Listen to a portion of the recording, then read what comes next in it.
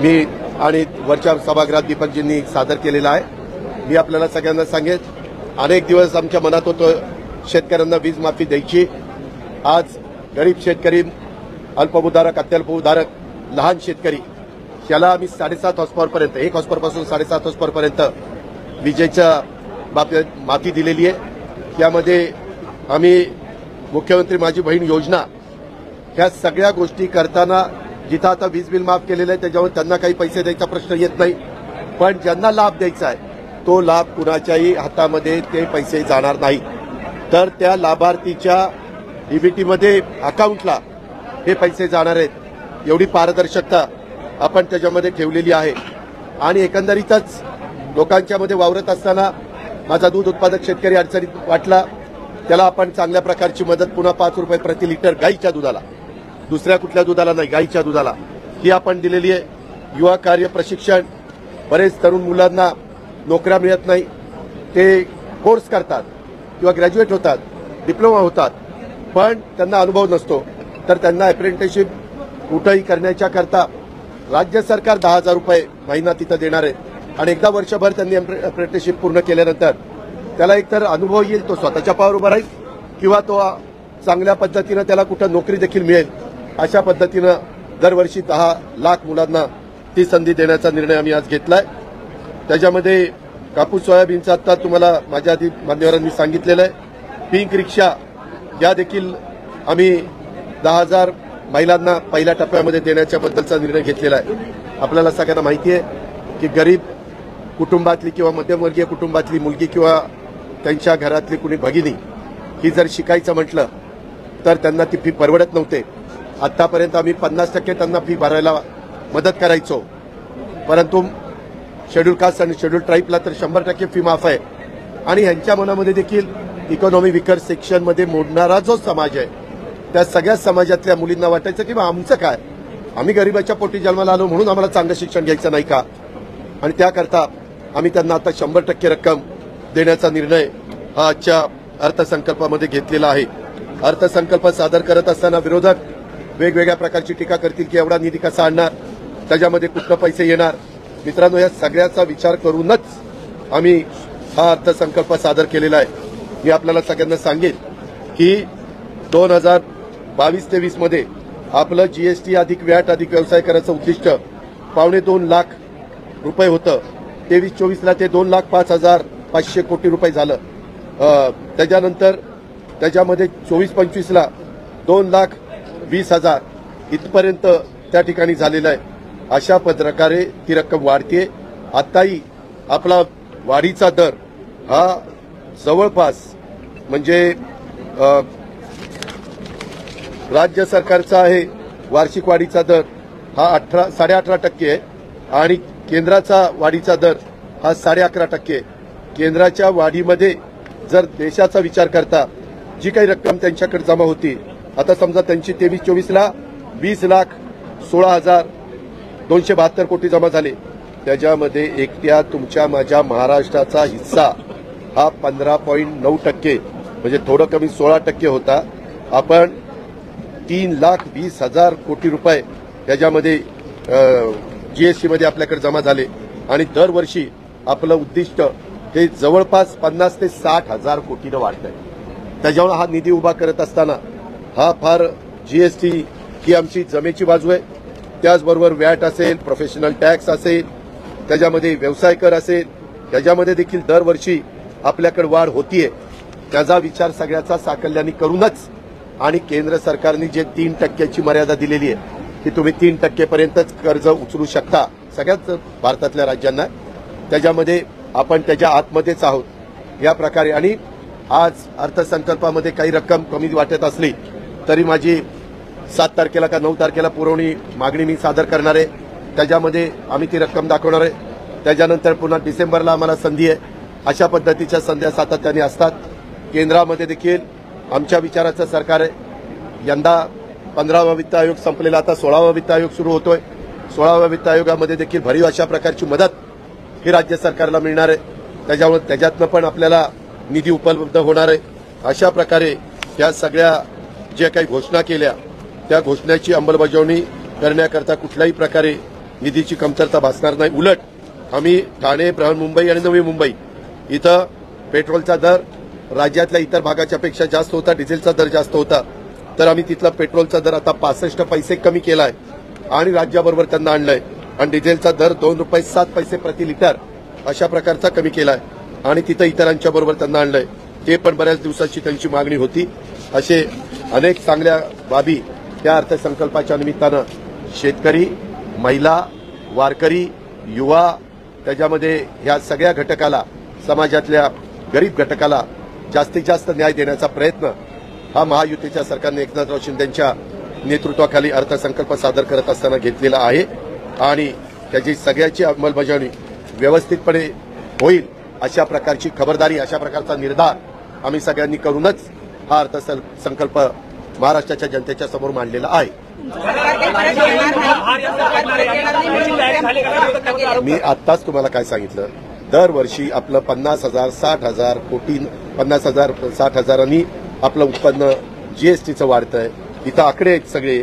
त्याच्या संदर्भामध्ये राज्य देशाच्या जेवढं कलेक्शन आहे त्याचं 16% कलेक्शन एक त्या महाराष्ट्राचं आहे. त्याच्यामुळे महाराष्ट्राला जेवढं कलेक्शन आहे त्याचा निम्मा पैसा तर आपल्याला जीएसटीनं परत येतोच. ती कुठली अडचण आपल्याला त्या ठिकाणी येत नाही.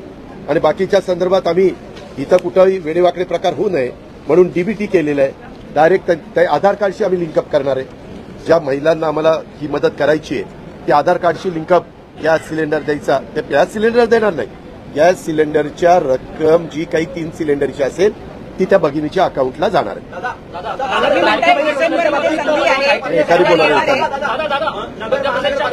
नगर महानगरपालिकेचे आयुक्त संतोष जावळे 9,30,000ची लाचेची मागणी करतात, 8 लाखाची मागणी करतात. अहो, असल्या बाबतीमध्ये कडक कारवाई केली जाईल. त्याच्यामध्ये अँटी करप्शन ब्युरोला सांगितलेलं आहे, ते त्याचा तपास करतायत. त्याच्या संदर्भात विश्वास नांगरे पाटलांशी आमचं बोलणं झालेलं आहे.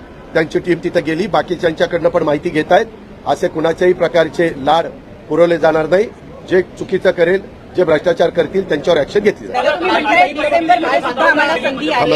डिसेंबरमध्ये धर्तीवरची लाडकी बहीण योजना आणली आहे. साधारण किती तरुणींना त्याचा लाभ होईल आणि किती निधीची तरतूद किती वेळासाठी केली गेली? वर्षभराच्या करता 46,000 कोटी रुपयाची तरतूद त्याच्याकरता केलेली आहे आणि साधारण आमच्या मुली आणि बहिणी अशा मिळून, कारण त्या 21च्या पुढं आणि 60च्या आत अशा प्रकारची ती योजना आहे. लहान मुलींना, जन्मलेल्या मुलीला तर 18 वर्षापर्यंत 1,01,000ची योजना आमची ऑलरेडी आहेच.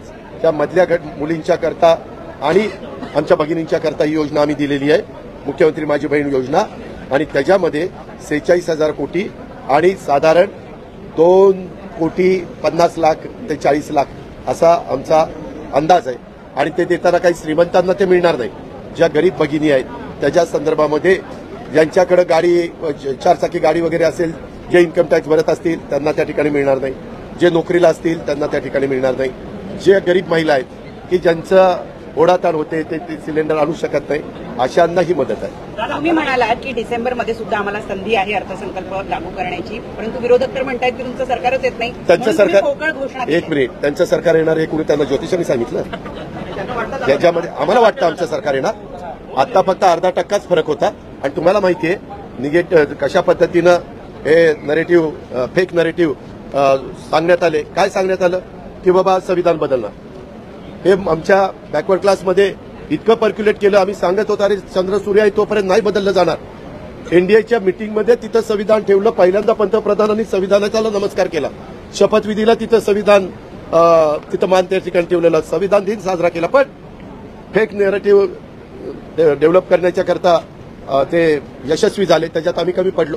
त्याच्या संदर्भामध्ये त्याला आमच्या आदिवासीमध्ये देखील ते पर्क्युलेट झालं. काहींना वाटलं की समान नागरिक कायदा येणार, सगळ्यांचं आरक्षण काढून टाकणार, अमुक होणार तमुक होणार. अल्पसंख्याक समाजाला वाटलं की आता आपला एक तर मताचा अधिकार काढून घेतील किंवा आपल्याला आता गोळा करतील आणि ते सीएचं नाही का बाहेरच्या आपण आतमध्ये आणणार आहोत तसं आपल्याला बाहेर पाठवणार. अशा पद्धतीनं त्यांच्यात पण नरेटिव्ह फेक करण्याचा प्रयत्न, सेट करण्याचा प्रयत्न, फेक नरेटिव्ह सेट करण्याचा प्रयत्न झाला. हे आपल्यालाही सगळ्यांना माहिती आहे. त्याच्या मौलाना आझाद मंडळाची यावेळेस आम्ही तरतूद वाढवली. परदेशी जाण्याच्या करता अल्पसंख्याक मुलांचा, मुलींचा आम्ही समावेश केला. त्या संदर्भामध्ये कुठंही असं आम्ही, शेवटी राज्य सर्व जाती धर्माच्या लोकांच्या करता करायचं असतं.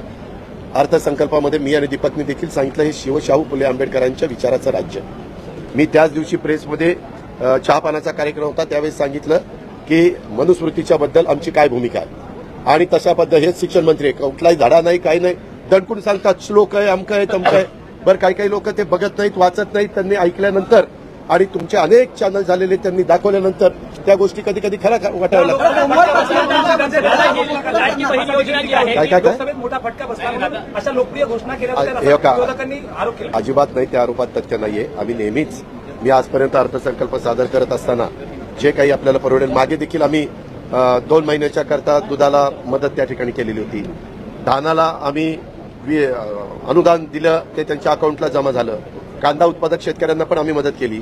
ज्यावेळेस शेतकरी असेल गरीब माणूस असेल तो नैसर्गिक संकटामध्ये अडचणीत येतो त्यावेळेस सरकारने त्यांना मदत करण्याचा निर्णय घेतलेला आहे आणि त्याची अंमलबजावणी केलेली आहे.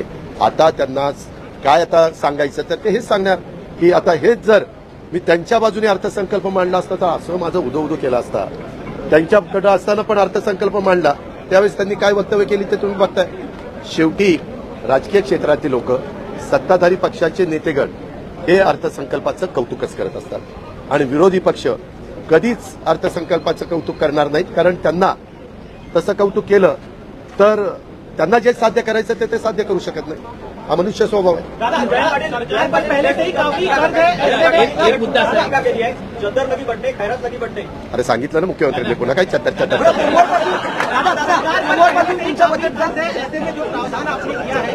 सरकार पर पहले से ही कर्ज है ऐसे में जो प्रावधान आपने किया बजट में उसके लिए पैसे कहां से लाएंगे ये मैंने आपको बताया मेरे पास जीएसटी का एनुअल कितना पैसा आता है सेंट्रल को कितना जाता है वो सब मेरे यहाँ मौजूद है. उसमें हर साल मिनिमम 50,000 से 60,000 करोड़ रुपया इसमें बढ़ जाते हैं. 2,20,000 करोड़ रुपया इसे बढ़ जाते हैं और उसमें कोई दिक्कत नहीं है. आप उसमें फिक्र करने की कोई जरूरत नहीं है. पैसा जरूर उसमें मिलेगा और उसमें जीएसटी में मिलेगा वैट में मिलेगा प्रोफेशनल टैक्स में मिलेगा और व्यवसाय कर में मिलेगा. और अपने यहाँ हम अपने केंद्र सरकार सेंट्रल गवर्नमेंट का वैट का जो उनके यहाँ 11.5% उनको ये मिलता है ज्यादा पैसा मिलता है. अपने यहाँ 18.5% ज्यादा पैसा मिलता है परसेंटेज में अगर बताया तो ऐसे है. इसीलिए सब सोचकर हमने ये डिसीजन लिया है और पार्टी की जो भी हमारी जो स्कीम है उसके बारे में भी हम चर्चा करेंगे. जो आउटडेटेड हुई है उसके बारे में भी आगे सोचेंगे जिसका फायदा सच में गरीब लोगों को होने वाला है. ऐसे ही स्कीम हम रखेंगे. और मला तुम्हाला एक सांगायचं आहे 15वा वित्त आयोग संपलेला आहे. आता 16वा त्या ठिकाणी सुरू होतोय. 16व्या वित्त आयोगामध्ये देखील सेंट्रलचं बजेट झाल्यानंतर तुमच्या लक्षात येईल की सेंट्रल पण साधारण मी आजच तुम्हाला सांगतोय तुम्ही त्या दिवशी पण मी बजेट झाल्यावर तुमच्याशी बोलीन परंतु सेंट्रलचं पण बजेट देशातल्या 140 कोटी जनतेला डोळ्यासमोर ठेवून दिलं जाणार आहे. त्याचा डायरेक्ट इनडायरेक्ट फायदा देखील आपल्या राज्य सरकारला आपल्या महाराष्ट्राला होणार आहे आणि 16व्या वित्त आयोगात देखील आम्ही त्याच्याबद्दल आपल्याला कसे अधिकचे पैसे मिळतील त्याबद्दलचा विचार आणि तुम्ही बघा ना हे सारखे टीका करायचे की आपल्याकडचे प्रकल्प जात आहेत खरं तर जयंत पाटील साहेबांनी जो मुद्दा काढलेला होता त्याला अतिशय व्यवस्थितपणे देवेंद्र फडणवीस साहेबांनी उत्तर दिलं. त्या 6व्या क्रमांकाच्या संदर्भामध्ये वास्तविक आपला 6वा क्रमांक 2017-18 पासून आहे. तो आतापर्यंत चालूच आहे. त्याच्यामध्ये काय आत्ता 6वा क्रमांक झाला नाही. मागं जयंत पाटील मंत्रिमंडळात असताना देखील त्यांच्याही त्यावेळेस मी पण होतो त्याही सरकारच्या काळात 6वाच क्रमांक आपला होता. त्याच्यामुळं हे काही वेगळं काही घडलंय आखरीत काही घडलंय असं अजिबात समजण्याचं कारण नाही.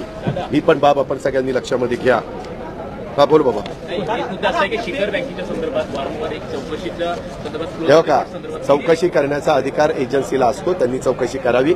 माझ्या माहितीप्रमाणे सीआयडीनं चौकशी केली एसीबीनी चौकशी केली ईओडब्ल्यूनी चौकशी केली सहकार विभागाने चौकशी केली रिटायर न्यायाधीशांनी चौकशी केली नंतर सेक्रेटरीनं चौकशी केली अशा अनेकांनी चौकशी केली आणि पत्रकार मित्रांनो ती बँक 600-700 कोटी रुपये नफ्यामध्ये जर भ्रष्टाचार झाला असता त्याच्यात एकच झालं 65चं संचालक मंडळ होतं त्याच्यात एक नाव अजित अनंतराव पवार होतं ते जर नाव नसतं तर ह्याचा यत्किंचितही उल्लेख आपण पण अजित पवार अरे मी तिथं चेअरमन नव्हतो व्हाईस चेअरमन नव्हतो मी त्यावेळेस उपमुख्यमंत्री होतो मला मिटिंगला पण जाता येत नव्हतं पण अख्ख्या संचालक बोर्डाची नावं येतात त्याच्यात माझंही नाव येतं आणि आमच्या नावाला जरा जास्त प्रसिद्धी मिळते त्याच्यामुळे तुम्ही ते आपलं चालवता. नहीं, लाड़की मुख्यमंत्री माझी बहन योजना ऐसा उनका नाम है और उसमें करीबन 46,000 करोड़ रुपया हम ये गरीब जो महिला है, मिडिल क्लास की जो महिला है, जो हमारी लड़की है, उनको देने के लिए ये हमने ये जो प्रकल्प ये योजना लाई है और उसके बारे में साल भर में उनको टोटल 18,000 रुपीज मिलेंगे per month, 1,500 rupees per month. ऐसा उसमें ये स्कीम का नहीं, वो लाभ के लिए नहीं. हमने अभी, मैं भी फार्मर हूँ, फार्मर के लिए तो मुफ्त बिजली की डिमांड बहुत सालों से चालू है, बहुत सालों से.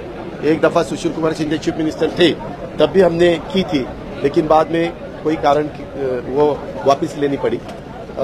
लेकिन इस दफा पूरा सोचकर क्या हुआ है, अभी 9,500 मेगावाट बिजली हम सोलर से करना चाहते हैं. उसके सब टेंडर वगैरह निकाले. उसके लिए जो लैंड चाहिए, आपको ताज्जुब होगा सबको, वो लैंड अपने महाराष्ट्र गवर्नमेंट की ही अवेलेबल हुई है. रेवेन्यू डिपार्टमेंट हो या अलग अलग इरिगेशन डिपार्टमेंट या वाटर रिसोर्सेज डिपार्टमेंट, ऐसे अलग डिपार्टमेंट की, वो हमने उनके एनर्जी डिपार्टमेंट के पास दी है.